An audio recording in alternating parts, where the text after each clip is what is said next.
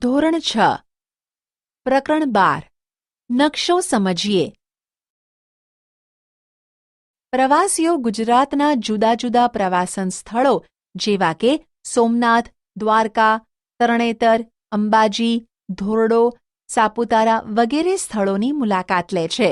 તેઓ આ પ્રવાસન સ્થળોના ભૌગોલિક વિસ્તારથી અજાણ હોવા છતાં પોતે નિશ્ચિત કરેલ સ્થળો સુધી ખૂબ જ સરળતાથી પહોંચી જાય છે.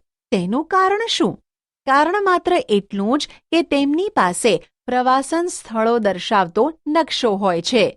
તેઓ નકશા વાંચન દ્વારા પોતાના પ્રવાસન સ્થળ અંગેની માહિતી પ્રાપ્ત કરી શકે છે.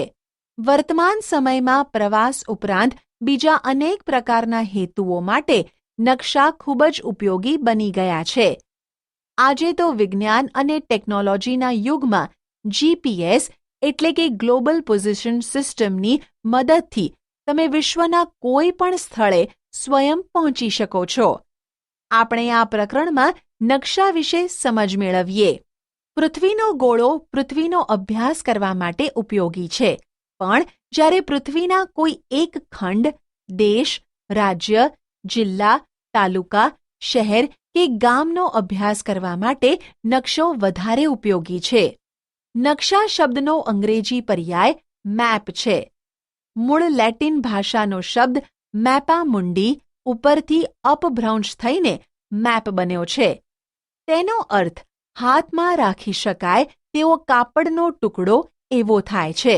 સામાન્ય અર્થમાં નકશો પૃથ્વીની સપાટી અથવા તેના કોઈ એક ભાગના સપાટ કાગળ પરના આલેખનને નકશો કહેવાય છે. મોટો વિસ્તાર તેનો અર્થ હાથમાં રાખી શકાય તેવો કાપડનો ટુકડો એવો થાય છે. સામાન્ય અર્થમાં નકશો પૃથ્વીની સપાટી અથવા તેના કોઈ એક ભાગના સપાટ કાગળ પરના આલેખનને નકશો કહેવાય છે. મોટો વિસ્તાર ધરાવતા પ્રદેશની ઘણી બધી વિગતોને નકશામાં સમાવેશ કરી શકાય છે. નકશા પોથીના નકશા એટલાસ મેપ પૃથ્વી અથવા તેના વિશાળ ભાગની બહુવિધ વિગતો દર્શાવતા નકશાના સમૂહને નકશા પોથી કહે છે. તેમાં રાજકીય, વહીવટી, પ્રાકૃતિક અને સાંસ્કૃતિક વિગતો દર્શાવેલ હોય છે. નકશાની મદદથી જે તે પ્રદેશની સંપૂર્ણ વિગતો જાણી શકાય છે. નકશા વિવિધ પ્રદેશની મહત્વની વિગતો જેવી કે પ્રાકૃતિક, પર્વત, ઉચ્ચ પ્રદેશ, મેદાન, નદી, સરોવર વગેરે અને સાંસ્કૃતિક, પરિવહન, ઉદ્યોગો, ખેતી, સિંચાઈ વગેરે દર્શાવે છે. નકશાના પ્રકાર. નકશાના મુખ્ય બે પ્રકાર છે: હેતુ આધારિત નકશા અને માપ પ્રમાણે નકશા. 1. હેતુઓ આધારિત નકશા થીમેટિક મેપ. આ પ્રકારના નકશા જરૂરિયાત પ્રમાણેની વિગતોના આધારે તૈયાર કરવામાં આવે છે.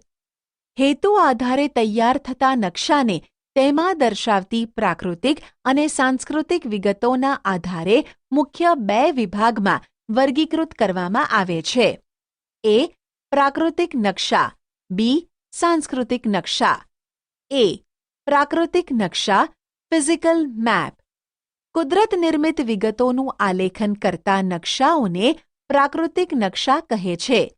પ્રાકૃતિક નકશામાં પૃથ્વીના પ્રાકૃતિક ભૂમિ સ્વરૂપો જેમ કે પર્વત, ઉચ્ચ પ્રદેશ, મેદાન, નદીઓ, મહાસાગરો વગેરે દર્શાવવામાં આવે છે.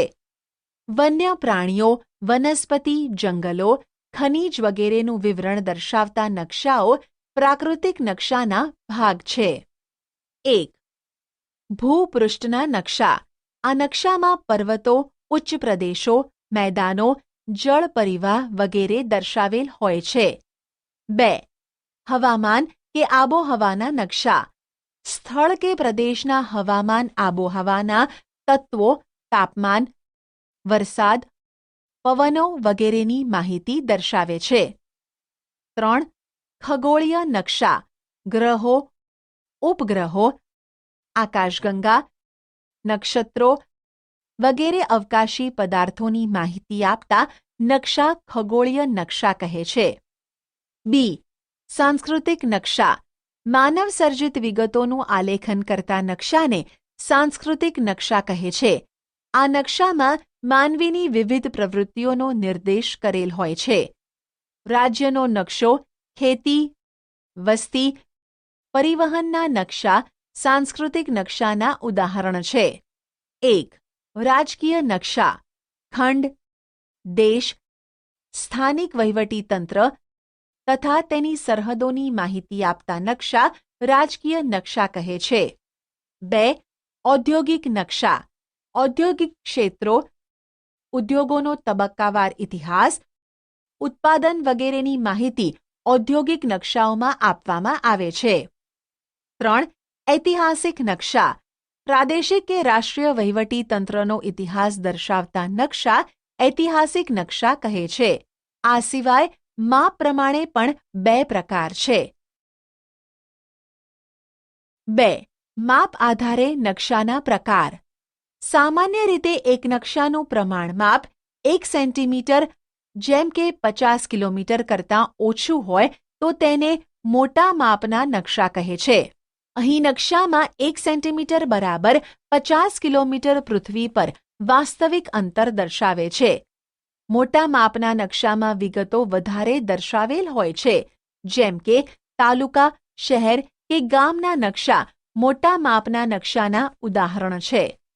નાના માપના નકશામાં પૃથ્વી સપાટીનો વિશાળ વિસ્તાર દર્શાવવામાં આવે છે, જેમ કે જુદા જુદા ખંડ કે દેશના નકશાને નાના માપના નકશા કહે છે. વિશ્વનો નકશો, દેશના નકશા, નકશાપોથીના નકશા. નાના માપના નકશાના 4 પ્રકાર છે. 1. એટલાસ. 2. કેડેસ્ટ્રલ. 3. સ્થળ વર્ણન. 4. ભીંત નકશા. નીચે આપેલ કોષ્ટકમાં તમારી શાળામાં ઉપલબ્ધ નકશાઓની યાદી તૈયાર કરો. નકશાઓમાં કઈ વિગત દર્શાવેલી છે તેની નોંધ કરો. નીચે આપેલ નકશાઓનું અવલોકન કરી તેના પ્રકારની નોંધ કરો. આટલું જાણો. ભારતમાં નકશાઓ બનાવતી મુખ્ય 3 સંસ્થાઓ છે. NATMO national atlas thematic map organisation. આ સંસ્થા કોલકાતામાં આવેલી છે. તે વિતરણ દર્શાવતા નકશાઓનું નિર્માણ કરે છે. NRSA national remote sensing agency. આ સંસ્થા હૈદરાબાદમાં આવેલી છે. તે ઇસરો દ્વારા અવકાશમાં સ્થાપિત ઉપગ્રહ દ્વારા લેવાયેલ તસવીરથી નકશાઓ તૈયાર કરે છે. Survey of India. આ સંસ્થા દહેરાદૂન ખાતે આવેલી છે. આ સંસ્થા નકશા નિર્માણ અને તેના ઉપયોગ માટેની મંજૂરી આપે છે. આપણા પાઠ્યપુસ્તકના નકશા આ સંસ્થા દ્વારા પ્રમાણિત કરેલ છે. નકશાના અંગો. નકશાના મુખ્ય 3 અંગો છે. આ 3 અંગ દિશા, પ્રમાણમાપ અને રૂઢ સંજ્ઞાઓ છે. દિશા, ડિરેક્શન. સામાન્ય રીતે તમે નકશામાં અવલોકન કરો છો ત્યારે તમે ચિહ્ન જુઓ છો. આ તીરનું નિશાન ઉત્તર દિશાનો સંકેત કરે છે. જ્યારે તમને ઉત્તર દિશાનું જ્ઞાન હોય તો અન્ય બીજી દિશાઓ પણ નક્કી કરી શકો છો. તમે ઉગતા સૂર્ય સામે મુખ રાખીને ઊભા રહો તો તમારો ડાબો હાથ ઉત્તર દિશા બાજુ અને જમણો હાથ દક્ષિણ દિશા બાજુ આવશે. તમે ઉગતા સૂર્ય સામે ઊભા છો તે તમારી પૂર્વ દિશા છે અને પીઠ બાજુની પશ્ચિમ દિશા છે. ઉપરયુક્ત આકૃતિ 12.5માં 4 મુખ્ય દિશાઓ દર્શાવેલ છે, જ્યારે અન્ય 4 મધ્યવર્તી દિશાઓ છે. ઉત્તર પૂર્વને ઈશાન, દક્ષિણ પૂર્વને અગ્નિ, દક્ષિણ પશ્ચિમને નૈઋત્ય અને ઉત્તર પશ્ચિમને વાયવ્ય દિશા કહે છે. દિશાઓ અને મધ્યવર્તી દિશાઓની મદદથી નકશામાં કોઈ પણ સ્થળ શોધી શકાય છે. આકૃતિના આધારે નીચેના પ્રશ્નોના જવાબ લખો. 1. મંદિરની દિશા. 2. પોસ્ટ ઓફિસથી કૂવાની દિશા. 3. તળાવથી પાણીની ટાંકીની દિશા. 4. ખેતરથી પોસ્ટ ઓફિસની દિશા. 1. મંદિરની દિશા પૂર્વ છે, એટલે કે મંદિર પૂર્વ દિશામાં છે. 2. પોસ્ટ ઓફિસથી કૂવાની દિશા પશ્ચિમ દિશા છે. 3. તળાવથી પાણીની ટાંકીની દિશા પૂર્વ દિશા છે. 4. ખેતરથી પોસ્ટ ઓફિસની દિશા પૂર્વ દિશા છે. સાચો જવાબ પસંદ કરી યોગ્ય જગ્યાએ ડ્રેગ એન્ડ ડ્રોપ કરો. આટલું જાણો. હોકાયંત્ર ચુંબકના ગુણધર્મને આધારે વિકસાવવામાં આવેલ સાધનને હોકાયંત્ર કહે છે. હોકાયંત્ર કાચથી ઢંકાયેલું બોક્સની અંદર એક ચુંબકીય સોય ધરી પર રાખેલી હોય છે, જે મુક્ત રીતે ફરી શકે છે. સોય ઉપર N અને S દર્શાવેલ હોય છે. હોકાયંત્રનો ઉપયોગ વહાણ, સ્ટીમર, સબમરીન, વિમાન વગેરેમાં દિશા નિર્ધારણ માટે થાય છે. હોકાયંત્રની સોય હંમેશા ઉત્તર દક્ષિણ દિશા તરફ જ શા માટે હોય છે? પ્રમાણ માપ સ્કેલ. પૃથ્વી ઉપરના કોઈ પણ બે સ્થળ વચ્ચેનું અંતર અને તે બંને સ્થળોના નકશા ઉપરના અંતર વચ્ચેના ગુણોત્તરને પ્રમાણ માપ કહે છે. પ્રમાણ માપ 1 સેન્ટીમીટર જેમ 100 કિલોમીટર હોય, એટલે કે નકશામાં દર્શાવેલ 1 સેન્ટીમીટર વાસ્તવિક પૃથ્વી પરનું અંતર 100 કિલોમીટર છે. અંતર દોરી કે માપપટ્ટીની મદદથી શોધી શકાય છે. રૂઢ સંજ્ઞાઓ કન્વેન્શનલ સાયન્સ. વિદ્યાર્થી મિત્રો, તમે ઘરેથી શાળાએ આવો છો ત્યારે કેટલાક વિશિષ્ટ ચિહ્નો કે પ્રતીકોનું અવલોકન કર્યું હશે. નીચે આપેલ કોષ્ટકમાં તમે જોયેલા ચિહ્નો દોરો અને તેની વર્ગખંડમાં ચર્ચા કરો. નકશામાં જુદી જુદી પ્રાકૃતિક અને સાંસ્કૃતિક વિગતો દર્શાવવા કેટલાક વિશિષ્ટ ચિહ્નોનો ઉપયોગ થાય છે. તેને રૂઢ સંજ્ઞાઓ કહે છે. નકશામાં રૂઢ સંજ્ઞાઓ દર્શાવવા માટે નિશ્ચિત અક્ષરો, છાયાપ્રકાશ, રંગો, ચિત્રો અને રેખાઓનો ઉપયોગ કરવામાં આવે છે. આ રૂઢ સંજ્ઞાઓની મદદથી પ્રાકૃતિક અને સાંસ્કૃતિક વિગતો સરળતાથી દર્શાવી શકાય છે.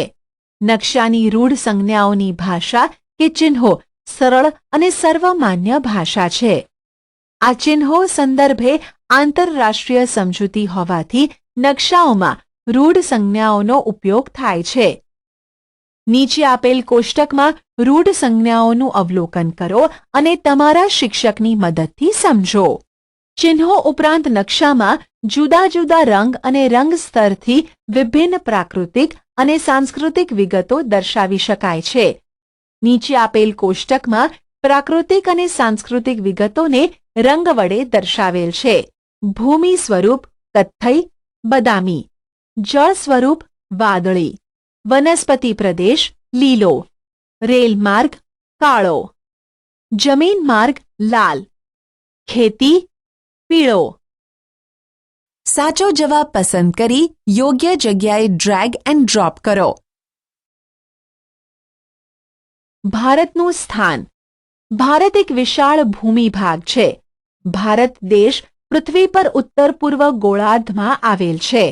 ભારત એશિયા ખંડમાં દક્ષિણ ભાગમાં આવેલો છે. ભારતની ઉત્તરે હિમાલય પર્વતમાળા આવેલી છે.